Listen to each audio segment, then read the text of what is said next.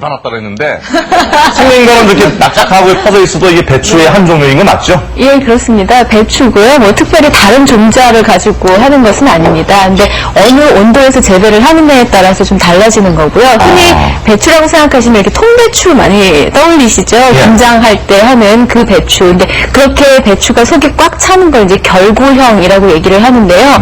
이 경우에는 결구되지 않고 노지에서 재배를 하면서 퍼져서 자라는 개장형으로 자랐다 이렇게 표현을 결국은 합니다. 이제 입이 다물어져 있다는 그렇죠. 건데 예, 그렇게 되어 있지 않고 퍼져 있는 형태로 자라게 되는 거고요. 아까 네. 뭐 남쪽 지방에서 왔다고 했는데 예, 그냥 노지에서 재배를 하기 위해서는 남부 지방에서 재배를 많이 합니다. 겨울이 아주 춥지 않은 지역에서 재배를 하게 되면 이렇게 맛있고 사사각하고 또 달콤한 맛도 있고 고소한 맛도 있고 그런 독특한 형태의 배추가 만들어지게 되죠. 봄바람이 남풍을 타고 쫙 올라오는데 예. 그런 면에서 이 봄 기운이 딱 실려 있는 거군요. 그러네요. 그래서 그렇게 자란 배추를 이제 특별히 봄동이라고 얘기를 합니다. 네. 근데 뭐 사실 이 봄동 있는데 얘기하기는 좀 미안하긴 하지만 배추보다 좀 엉성하게 생긴 많이 들려요. 커져가지고. 그래서 네. 제 생각에는 좀 배추보다는 뭔가 좀 영양가가 떨어지지 않을까. 그래 보여요. 그래 보이긴 해요. 하지만 예, 모르겠어요. 예. 그렇게 그 겉모습으로 판단을 하시면 안 되죠. 예, 식품의 영양가는 겉모습과는 다른 부분이 상당히 많이 있습니다. 화면에 보시면 이제 영양 성분 분석표가 배추하고 비교가 되고 있는데요. 네. 여기 단백질, 지질 등 이제 일반적인 영양소와 주요 영양소를 분석을 했습니다. 위에 게 일반 오른쪽, 배추고. 예, 배추 그리고 밑에 있는 이제 봄동을 네. 분석을 한 것인데요. 가장 오른쪽에 베타카로틴 눈여겨 보시면 배추하고 봄동을 비교를 해봤을 때 거의 봄동의 25배 정도 들어있습니다. 상당히 많은 양 들어있죠. 베타카로틴 상당히 좋은 걸로 알고 있는데. 그렇죠. 좋은데 뭐 좋으냐? 예. 그거 알고 계신가요? 예, 굉장히 항산화 효과가 뛰어납니다. 그래서 항산화 효과라는 게 결국 노화를 방지해주는 효과이기 때문에 또 그 여성분들 뭐 피부 미용에도 좋다고 얘기가 되고 있고요. 네. 또 암을 예방하는데 특히 폐암을 예방하는데 도움이 될 수가 있습니다. 예, 그래서 담배 피우시는 분들한테 도움될 수가 있겠고요. 예. 또 뭐 채소하면 비타민 C가 다 뭐 많이 나오는데 비타민 C 함량도 배추 일반 배추보다 봄동에 한 5배 정도 많이 들어있거든요. 네. 그러니까 뭐 비타민 C 하면은 그냥 배추만 떠올리지 마시고 봄동 특히 봄철에는 봄철에밖에 못 드시는 거니까요. 많이 드면 좋을 것 같습니다. 뭐 그것뿐만 아니라 여러 가지 채소에는 전부 다 식이섬유소 얘기를 많이 들으셨을 거예요.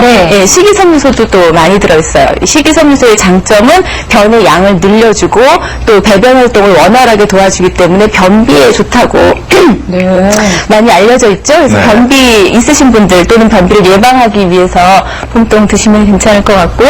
또 당질의 함량이 그냥 일반 배추보다 더 높습니다. 그래서 드실 때 보면은 그냥 배추보다 조금 더 달콤한 맛이 나는 걸 느끼실 수가 그렇군요. 있거든요. 예, 분석을 해보면 당질 함량이 좀 높게 나타나거든요. 예. 그런 면에서 이제 보기에는 좀 이해 덜 자란 배추 아니야 싶기는 하지만 영양가는 꽉 차 있습니다. 아니 교수님이 저를 그냥 또렷이 쳐다보면서 말하는 펴보고 놀랐어요. 사실 같은 배추인데 왜 봄동에 이게 유독 영양가가 많은 거예요? 이 자라는 속도랑 햇볕을 받는 양에 따라서 좀 차이가 있다고 볼 수 있는데요. 이 봄동이라는 게 이제 겨울철에 노지에서 재배가 되면서 굉장히 서서히 자라게 되거든요. 요즘에는 약간은 하우스 재배하는 것이 일부는 있다곤 하지만 거의 대부분 노지 재배가 되고 있고요.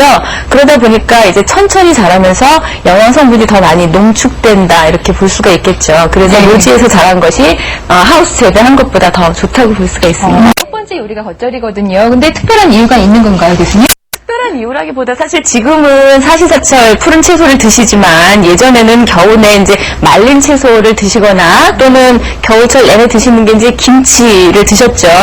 봄쯤 되면은 이제 김치 물릴 때도 됐고 뭐 아삭한 게 굉장히 먹고 싶을 때인데 그때 딱 나온 것이 이제 봄동이죠. 그러니까 얼마나 그 아삭한 푸른 채소가 그리웠겠습니까? 맞아요, 예. 그걸 가지고 뭐 데치거나 또는 더 절여가지고 더 김치를 만드는 것보다는 그냥 아삭한 맛을 즐기고 상큼한 그 봄 맛을 즐기기 위해서 겉절이를 먹는 것이 가장 적당했다 이렇게 볼 수가 있겠습니다. 예. 요즘에는 뭐 이건 뭐 봄동뿐만 아니라 워낙에 겨울에 채소가 많기 때문에 그런 것보다는 여러 가지 요리로 다양하게 즐기셔도 좋고요. 보기도 싱그럽고 그냥 먹기에도 조그만하게 볼을 봤는데 그 중에서 돌나무를 이렇게 묻혔잖아요. 네. 돌나무는 어떤 특징이 있는 나물이죠, 이게? 예, 돌나물이라고도 하고 돈나물이라고도 하는 건데요. 예, 화면에서 보셨죠? 이렇게 잎이 아주 작고 통통한 느낌이 납니다. 예. 근데 이게 특징이 굉장히 여려요. 조직감이. 그래서 만약에 데치거나 뭐 오랫동안 가열을 하시게 되면 조직감이 부서질 수 있기 때문에 맛이 없겠네요. 예, 가급적이면 이제 생으로 드시면 좋고요. 이제 물김치 할 때 조금씩 넣으시기도 하죠.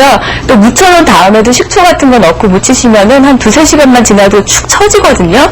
굉장히 아주 약하기 때문에 그때그때 바로바로 해서 드시는 것이 좋고요. 네. 또 뭐 영양소 면에서는 여러 가지 비타민 C도 많이 들어있고 또 베타카로틴도 역시 많이 들어있고 그런 장점이 역시 갖고 있습니다. 예. 이름이 돌나물이어서 딱딱할 줄 알았는데 전혀 상관없이 예, 돌나물이다. 예, 손으로 먹거나. 그래서 특징이 워낙 아삭아삭거리는 게 특징이기 때문에 고르실 때 너무 뻣뻣하게 크게 자란 것보다는 좀 잎이 작은 거 고르시는 게 더 맛있습니다. 그 갱년기 여성들 많이 먹으면 좋다는 얘기 좀 들은 것 같아요. 아, 예. 이 에스트로겐을 대체할 수 있는 물질은 피토에스트로겐이라는 성분이 들어있어요. 그렇기 때문에 갱년기 여성이 드시면 훨씬 더 건강이 좋아질 거라는 그런 이제 보고가 있습니다. 네. 대표적인 봄나물 잠깐 저희가 화면으로 봤는데 달래, 냉이 빼먹을 수가 없죠. 달래와 냉이. 저 엊그저께 달래 넣어가지고 이렇게 간장한 거 이렇게 전 찍어 먹는 게 너무 맛있더라고요. 설명을 좀 해주시겠어요? 예, 달래는 이제 영어로 와일드 갈릭이라 그래요. 그러니까 마늘이랑 굉장히 비슷하게 생겼죠. 들마늘. 예, 생긴 것도 마늘이랑 비슷하게 생겼는데 마늘 하면 뭐 건강에 좋다고 여러 가지 건강 증진 효과가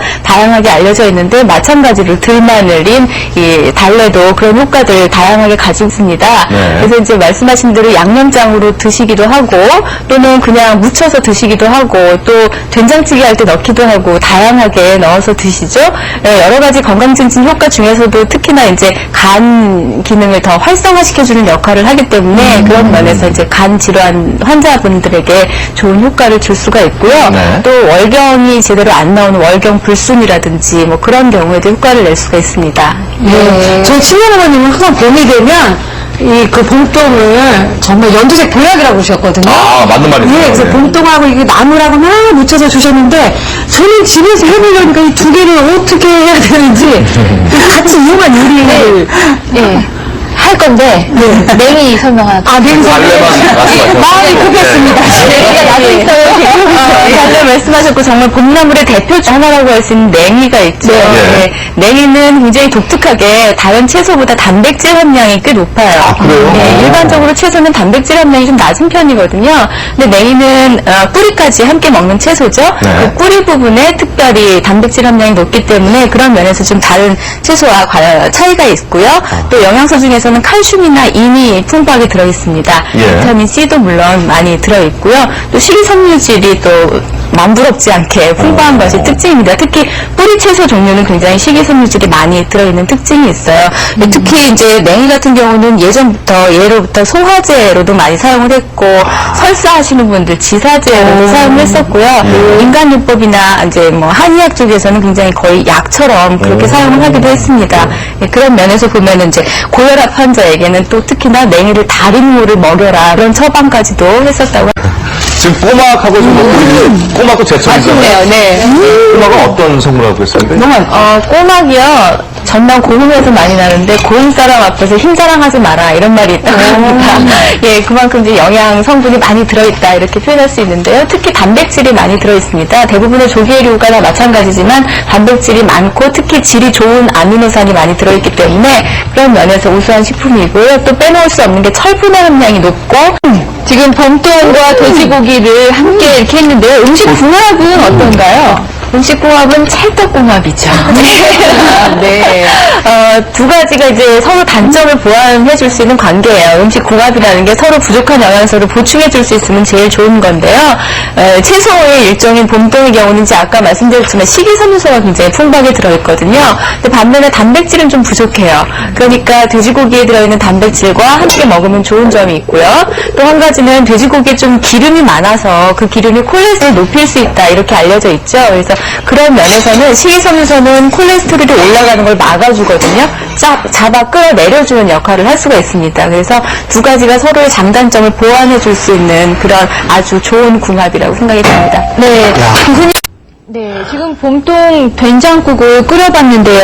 근데 봄동은 살짝 데쳐서 지금 쓴 거거든요. 저희는 지금 계속 이렇게 생을 썼는데 혹시 영양소 아까 많던데 파괴될까봐 걱정하시는 분들 계실 것 같아서요, 교수님 어떤가요? 근데 가열을 통해서 모든 영양소가 파괴되는 건 사실 아니고요. 열에 약간 일부 영양소는 물론 파괴가 됩니다. 그래서 비타민 C나 또는 뭐 몇 가지 영양소, 엽산 같은 영양소는 약간 파괴가 되는데 그냥 왜 무작정 국이나 찌개 끓이실 때는 채소 넣고 막 한참 동안 끓이시는 분들 계시죠? 그렇게 하면 파괴가 많지만 지금 선생님 하신 대로 살짝 데쳐서 잠깐만 가열하시면 훨씬 더 영양소 파괴를 줄일 수가 있겠죠. 네. 그럼 어떻게 보관을 좀 잘해두는 방법이 있을까요? 보관은 일단은 이제 그냥 냉장 보관하시는 게 가장 좋은 방법인데요. 오랫동안 보관을 해야 되겠다. 이게 너무 많다. 그랬을 경우에 살짝 데쳐서 냉동을 하셔도 괜찮아요. 그런데 문제는 이제 해동을 하실 때 잘못하시게 되면은 이게 질퍽하게 되거나 퍽퍽한 느낌이 들 수 있기 때문에 해동을 하실 때 천천히 냉장실에서 해동을 하시는 것이 좋은 방법입니다.